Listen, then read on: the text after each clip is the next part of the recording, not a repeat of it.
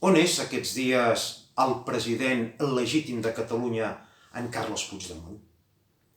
No en sabem res d'ell des de fa gairebé un mes, quan 100.000 catalans van anar fins a Perpinyà per fer-li costat. Perquè ell sempre ha tingut els catalans al seu costat quan els ho ha demanat.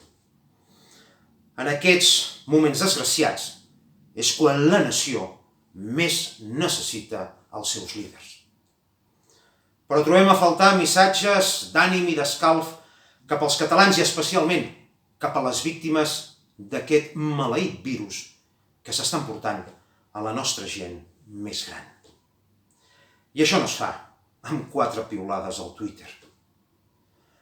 Avui més que mai necessitem discursos sincers i valents, que ens parlin amb el cor i que les paraules dels nostres representants siguin motiu d'orgull per a tots nosaltres.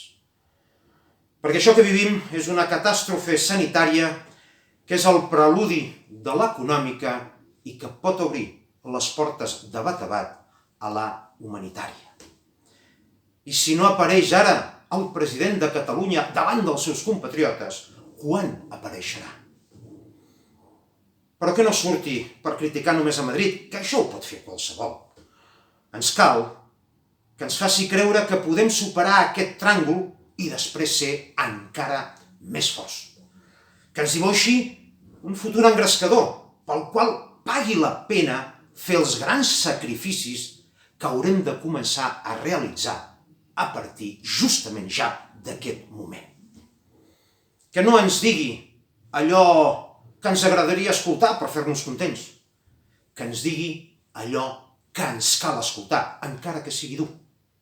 Perquè és així com un líder fa adult al seu poble i li retorna l'esperança.